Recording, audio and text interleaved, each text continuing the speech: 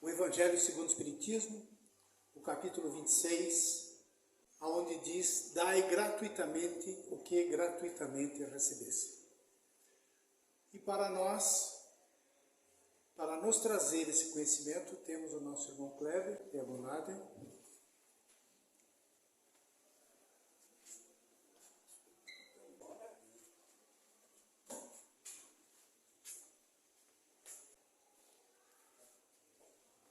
Senhoras e senhores, meus irmãos espíritas encarnados e desencarnados, nossos amigos que nos acompanham pelo YouTube, boa noite.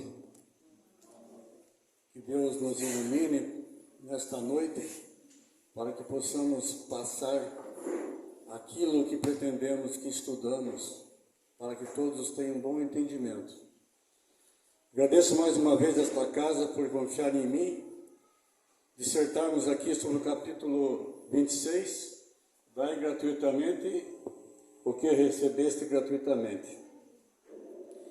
Esse é um dos menores ou mais curtos capítulos que tem no Evangelho, apenas 2 páginas e 10 itens, mas não é menos importante do que os demais. E para mim, muito especial, porque é um assunto que eu procuro estudar bastante, que é a mediunidade.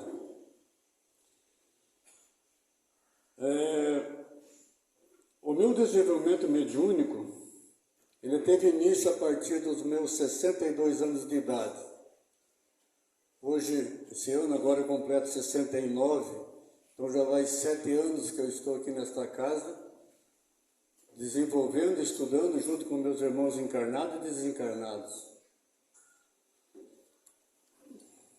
Sendo assim, a minha proposta para esse capítulo é de dissertarmos um pouco a respeito da mediunidade. Vamos buscar no íntimo do nosso coração qual o sentido da nossa posição em relação a essa faculdade mediúnica. Sejamos nós médios com mais ou menos intensividade, vamos todos buscar meditar que tipo de médios temos sido nós? Qual tem sido o meio? Qual tem sido as forças que nos têm utilizado nos caminhos da vida?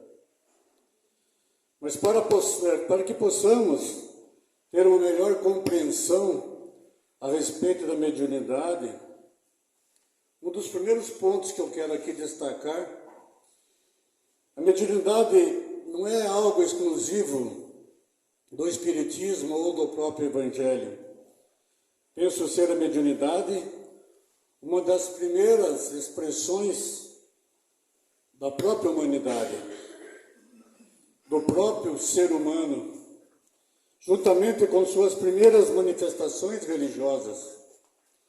Talvez a primeira manifestação do ser humano seja a mediunidade. Assim que o ser humano começou a tomar consciência de si, buscando entrar em contato com essa força maior, que ele sabia que existia, e por intuição sentiam essa mediunidade, de modo que poderíamos dizer, sem sombra de dúvida, sem medo de nos equivocarmos, que talvez seja a mediunidade, juntamente com a religião, das primeiras manifestações do espírito humano, desde os tempos remotos. Nos textos mais antigos que possamos pesquisar, encontramos acerca da humanidade e das antigas civilizações. Lá veremos relatos, claro, que com as características peculiares do tempo, da cultura, da sabedoria, mas fundamentalmente com relatos sobre a mediunidade. Mas a nossa proposta aqui hoje é justamente fazer uma visão panorâmica, ver qual foi a grande mudança, qual foi a grande guinada que esta faculdade ou esta força adquire com o advento do Cristo, com o advento do Evangelho. Podemos então dizer que temos hoje a mediunidade com Jesus, como também ter a mediunidade sem Jesus. Porque existe a aplicação dessa faculdade não norteada, não orientada, não baseada naquilo que Jesus veio nos trazer. A própria história está aí para relatar como comprovamos, ou como falamos. Só que é uma mediunidade muito diferente da que conhecemos hoje. Ela é uma mediunidade, antigamente, essa mediunidade, ela tinha muitas superstições, com muita ignorância humana, com muito interesse, paixões, que desviavam a sua finalidade primordial. Agora, com o advento do Cristo, com o advento do Evangelho, a mediunidade passa a ter um novo propósito, um novo sentido. Nós, seres humanos, passamos a reconhecer o crivo moral capaz de definir objetivos, responsabilidades a esse respeito. Com Jesus, recebemos nova orientação, onde podemos discernir no que diz respeito à mediunidade. Quais são as responsabilidades envolvidas neste processo, como também quais os objetivos fundamentais deste processo mediúnico. Passamos a enxergar agora como algo que representa a grande responsabilidade por aquilo que semeamos na vida, no mundo, nos corações alheios. Responsabilidade pelas forças que nos utilizam no caminho da vida, a que se destinam, com que finalidade atuam. Se são utilizados para o bem da coletividade, se estão elas para a libertação das iluminações das consciências, ou estão elas a serviço dos cativeiros, das ignorâncias e das ilusões. Agora que temos o conhecimento do Evangelho, percebemos que somos responsáveis por tudo aquilo que se utilizam de nós, por tudo aquilo que semeamos nos nossos passos, nos caminhos ou nos corações que encontramos. Assim podemos dizer, ou melhor, Emmanuel nos diz que com Jesus o fenômeno mediúnico foi intimado, a redenção da consciência.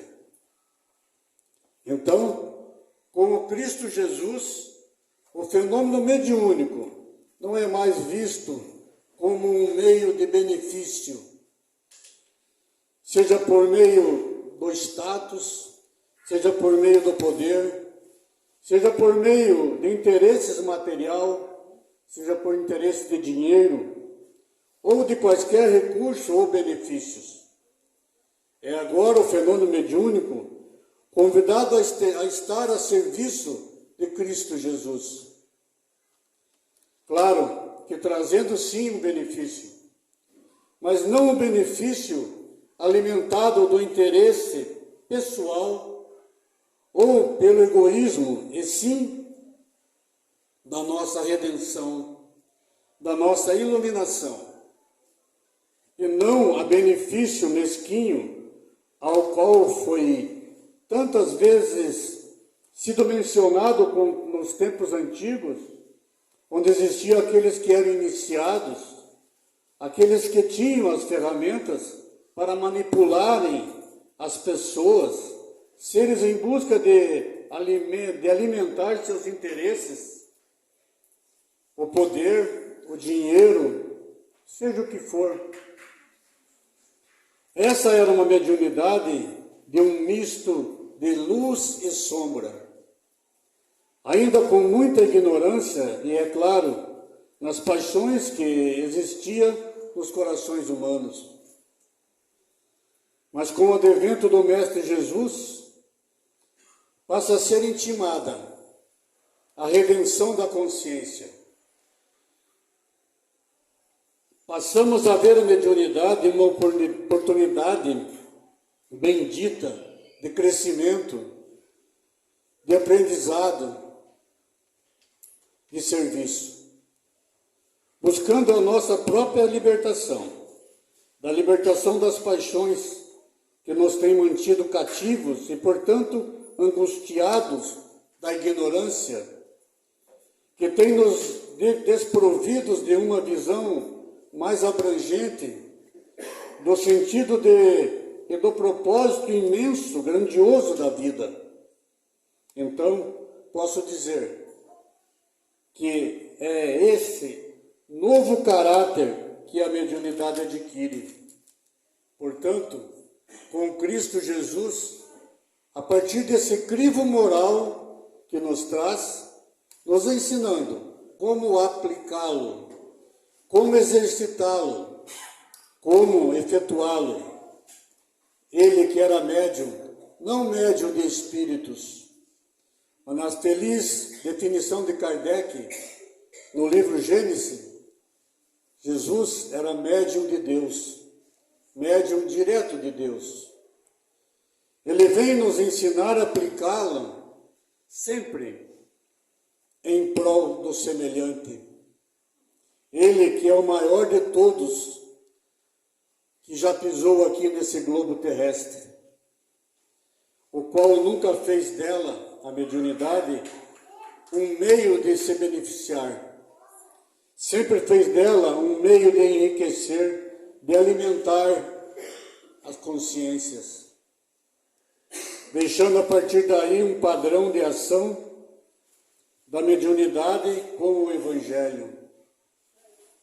O nosso objetivo como espíritas é não nos distanciarmos desses mesmos objetivos e seguirmos nesta mesma linha de Cristo Jesus, colocando a nossa mediunidade a serviço da coletividade, a serviço do bem comum, para que possamos, junto com Cristo, alargarmos horizontes, ampliando a compreensão.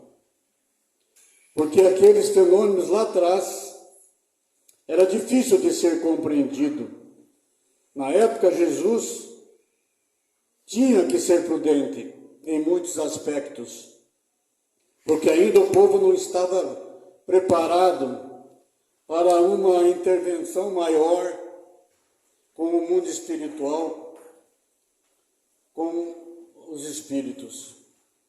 Agora esse conceito se amplia, pois ficou mais acessível e mais compreensível a todos.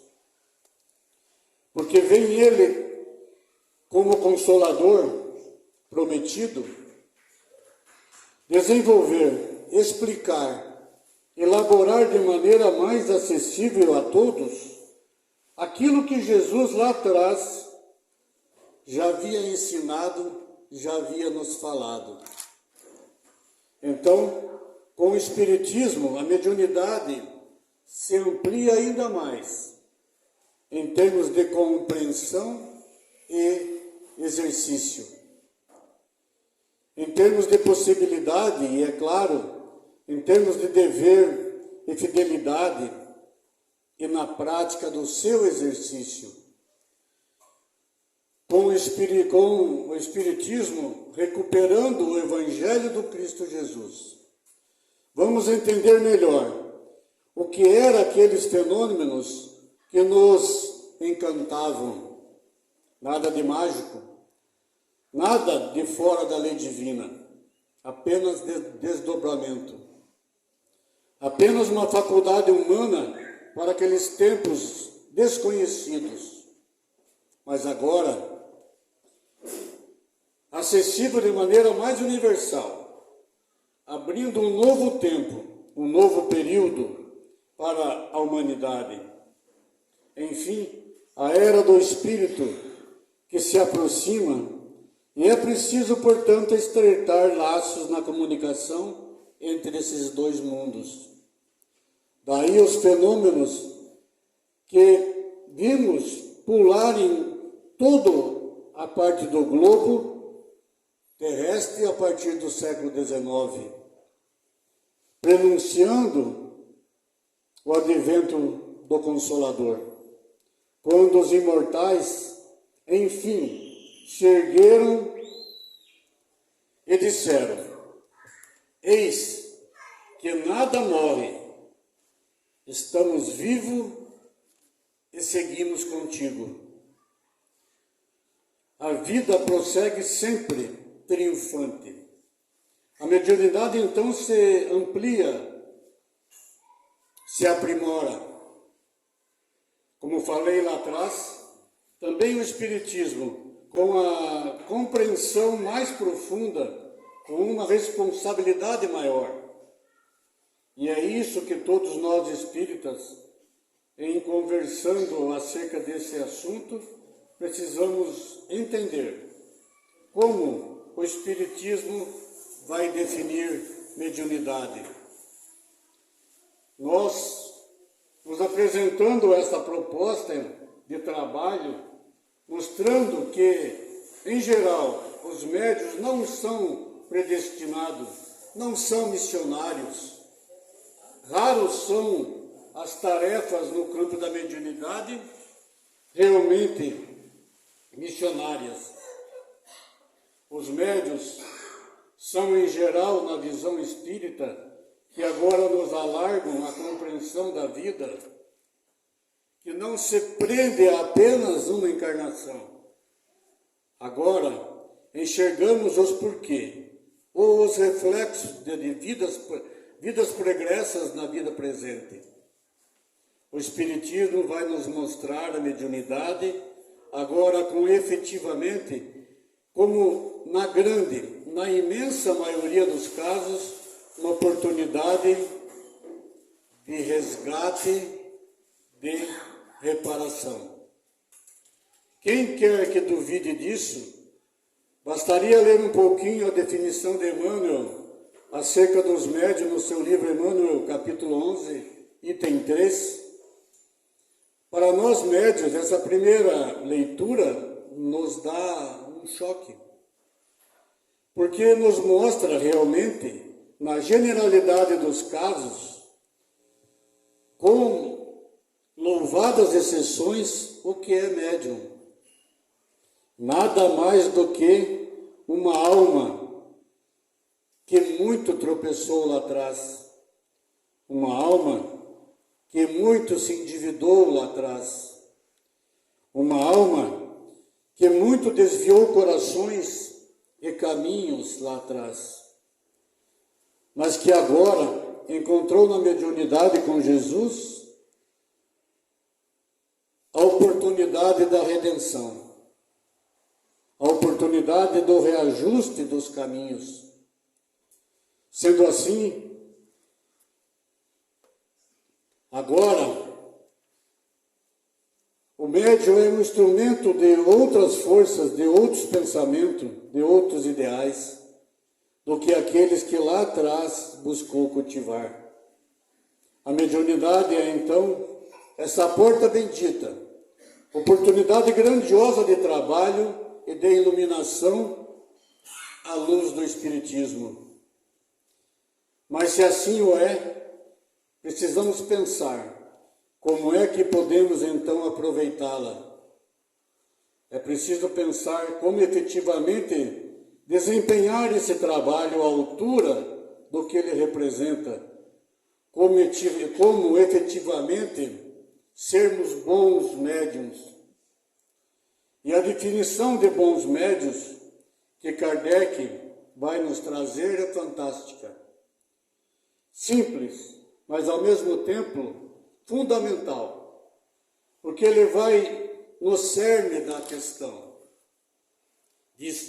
Dirá Kardec, bons médiuns não é aquele que tem muita facilidade na comunicação, não é aquele que tem muita ostensividade nos fenômenos,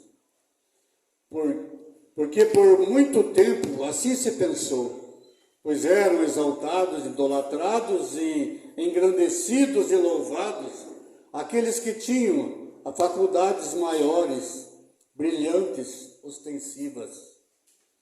Vejam, o passado da humanidade, como eram muitas vezes esses seres adorados, idolatrados pelos seus ditos poderes. Mas na definição de Kardec, o espírito é de mediunidade, que vem no mesmo sentido da definição do Evangelho. Bom médium é um homem bom, é um ser humano bom. Bom médium é aquele que está amparado por bons espíritos. E sabemos que só tem um jeito de estarmos efetivamente sintonizados com eles. É buscando o caminho do bem. Então, buscamos uma mediunidade bem-sucedida no mundo, não será medindo pelo número de pessoas, não será pelo número de cartas, não será por nada que diga a respeito da quantidade dos padrões do mundo. Será, sim, medida pela qualidade envolvida no processo ou na intermediação.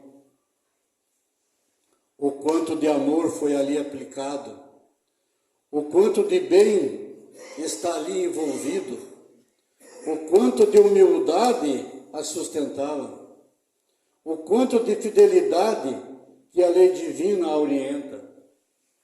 Eis aí a definição de Kardec do que seja um bom médium, uma boa mediunidade bem aplicada e bem vivida.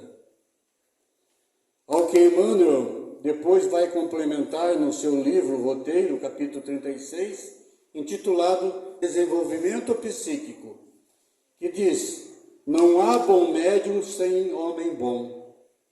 Não há bom médium sem um ser humano que esteja buscando, ou pelo menos comprometido com o bem, com sua transformação.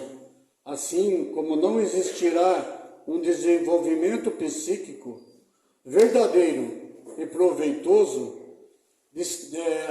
distante, portanto, da caridade e serviço, estudo e compreensão, não haverá desenvolvimento proveitoso no verdadeiro sentido da mediunidade se estivermos distante da caridade e ausência do estudo. É feliz essa definição de Emmanuel, porque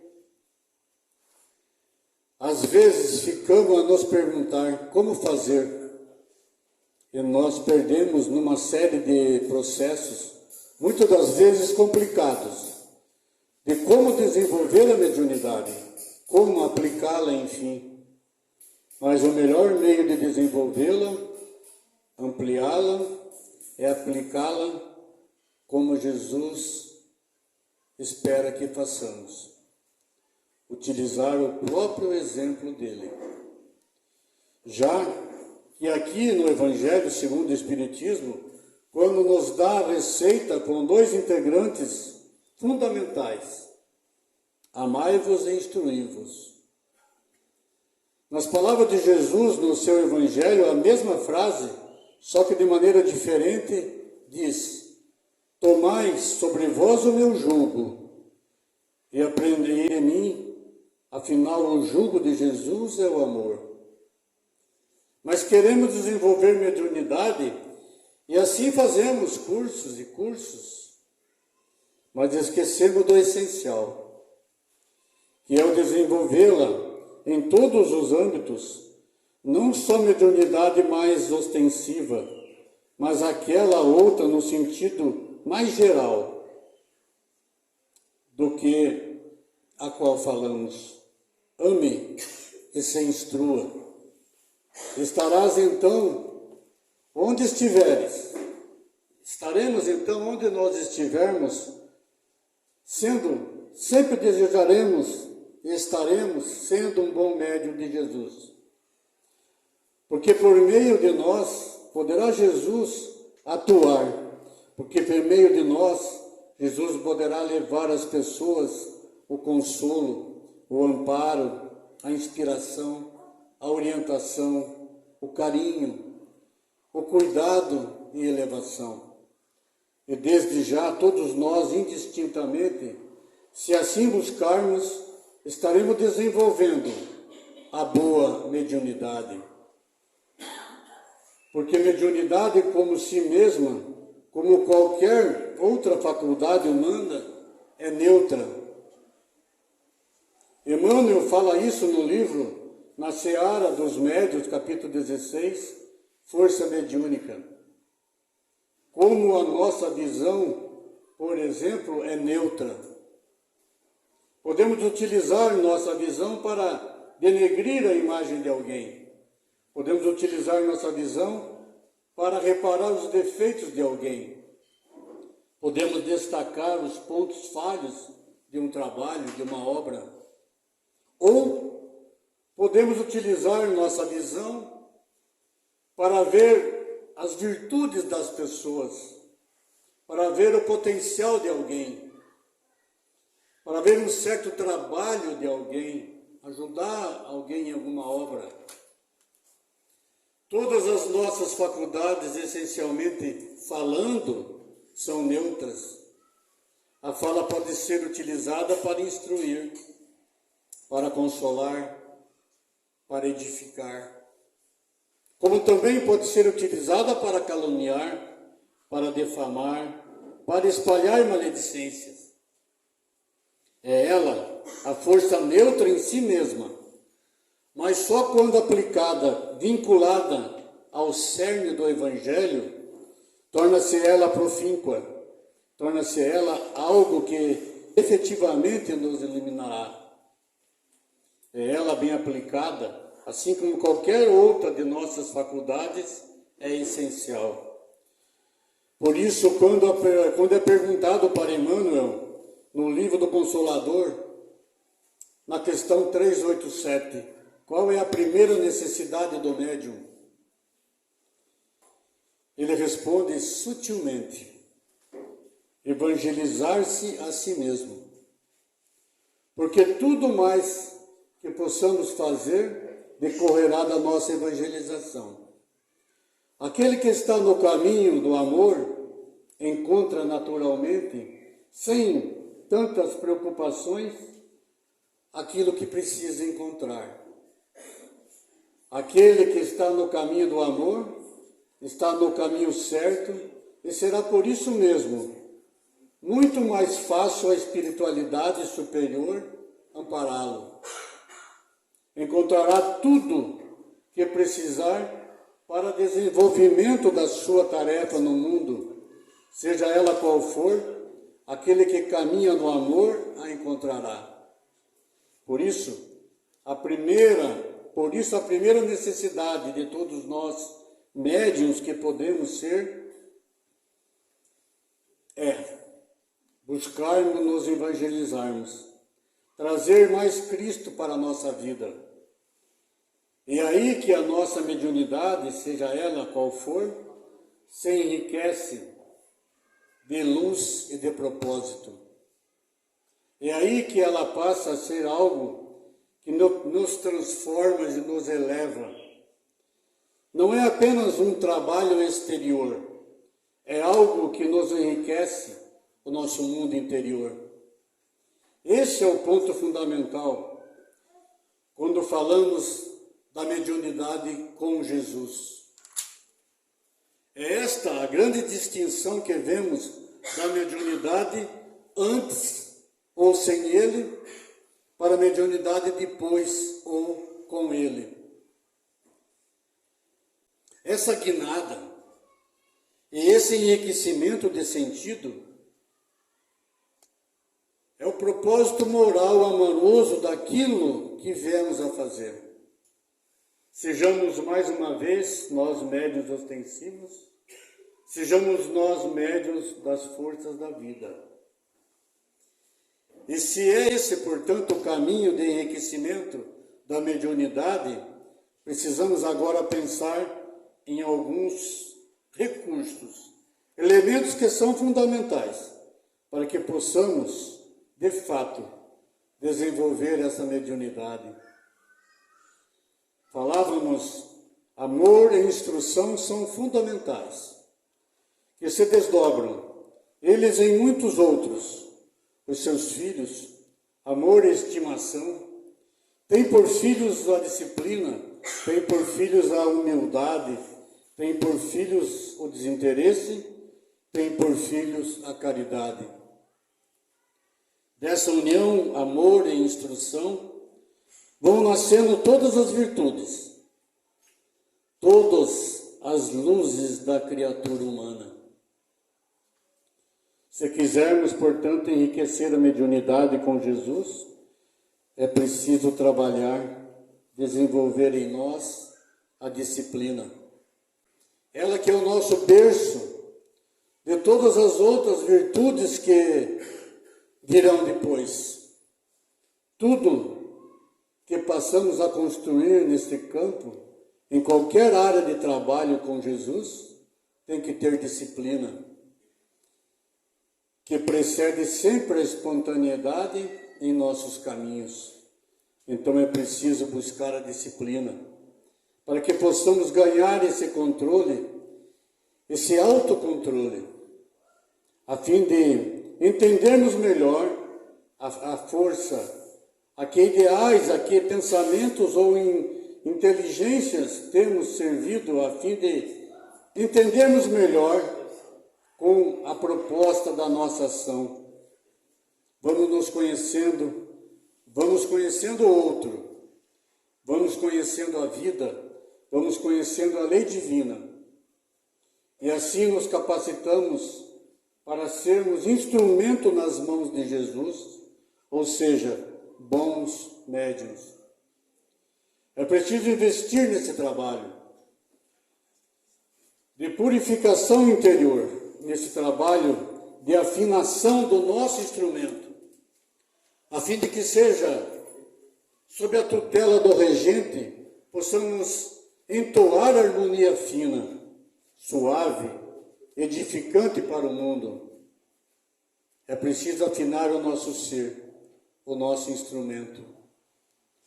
É preciso investir na purificação do nosso conhecimento, de forma que possamos repassar com mais clareza, com mais pureza, essa mediunidade bem-sucedida ou efetivamente aplicada com Jesus. Quando aprendemos a nos conhecer, quando aprendemos a nos desenvolver, quando nós realmente nos tornamos aptos a sintonizar com Jesus, quando nós aprendemos a controlar a faixa do nosso pensamento, quando ganhamos esse controle sobre a nossa faixa mental, porque em geral ela oscila. Na grande maioria de nós, muitas vezes, como que barquinho ao léu no mar da vida. A onda vai, nós vamos, a onda vem, nós voltamos. Por quê? Porque ainda não adquirimos, ainda não tomamos em mãos o leme do outro controle, do autocontrole, da autodisciplina, do autoconhecimento. E somos então levados pelas circunstâncias, pelos pensamentos de terceiros, e somos assim muitas vezes utilizados por forças contrárias ao progresso, contrária à luz. E quer queira ou não, todos nós somos, de certa forma, utilizados por alguma força. A pergunta é qual? Ou qual o objetivo dessa força? Todos nós somos utilizados por algo na vida. Emmanuel nos diz que a maioria de nós somos levados e utilizados pelas forças da viciação, da maledicência. Mas aqueles que já despertam, ou já despertaram para esta purificação, que se tornam aptos a serem utilizados pela força do bem e da luz. E esse é um exercício fundamental, essa nossa preparação para que Jesus possa nos utilizar. Aprender, por exemplo, a controlar pensamentos, a ver o que realmente queremos que adentre a nossa casa mental e aquilo que não devemos permitir que não adentre.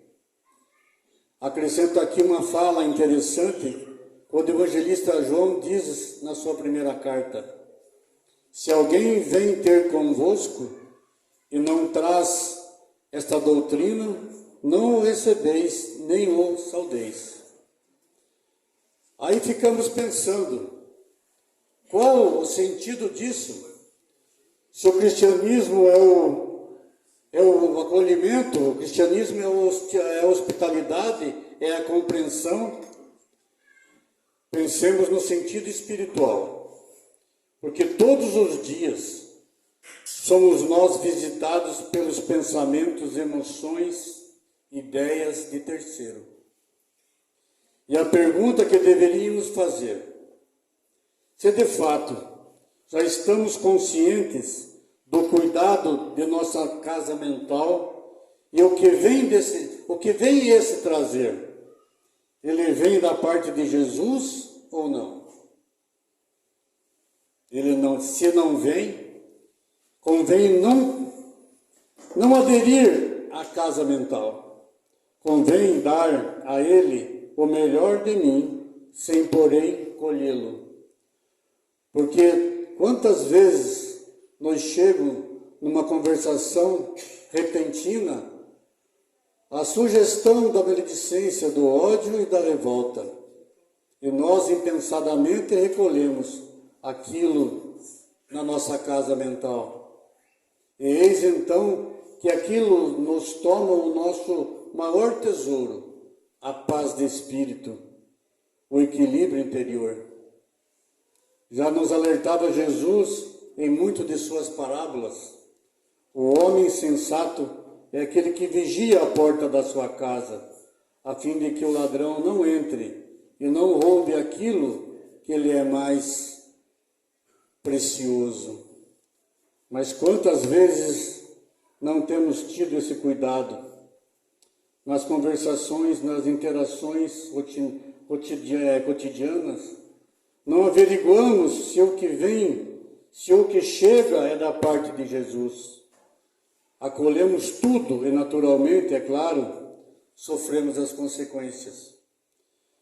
Mas quando nos tornamos conscientes, aprendemos a vigiar a porta da nossa casa. Se o que vem é da parte de Jesus, não só recebemos, como saudamos, alimentamos e potencializamos. Mas se não é, não recebemos, como também não saudamos. Se alguém vem conosco falar acerca de maledicência, não só não acolhemos aquilo no coração, como também cultivamos o silêncio. O que não abona aquele comportamento. Isso é não receber, é não saudar.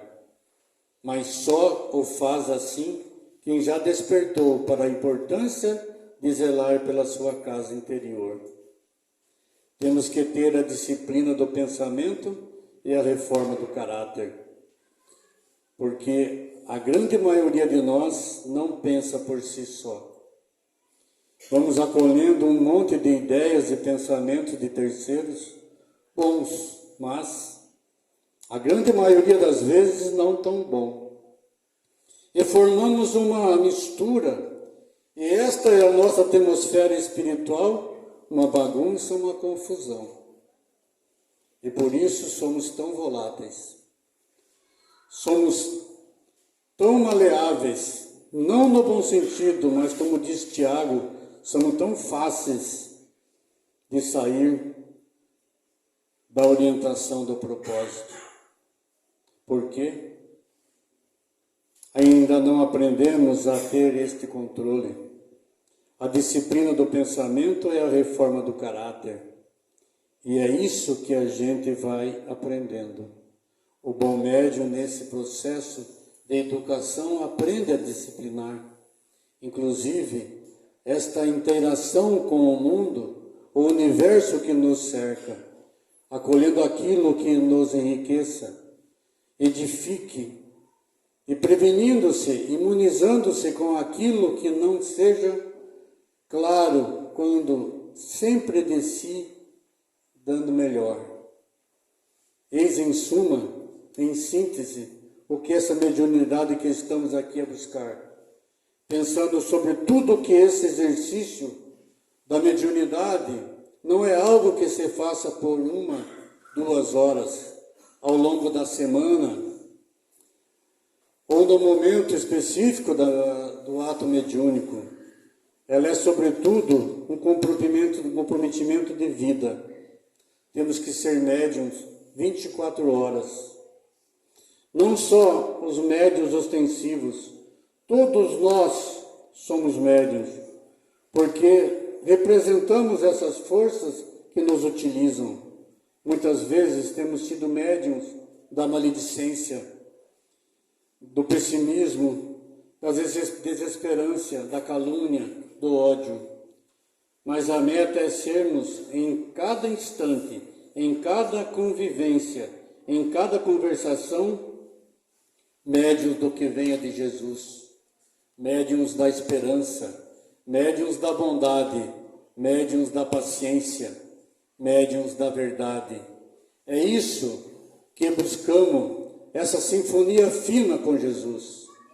Encerrando aqui com a fala do nosso querido Bezerra de Menezes, no livro Através do Tempo, Mensagem aos Médiuns, é o nome do seu texto, quando ele dirá: mediunidade com Jesus é serviço, aos semelhantes desenvolver essa faculdade, portanto, será sobretudo aprender a servir.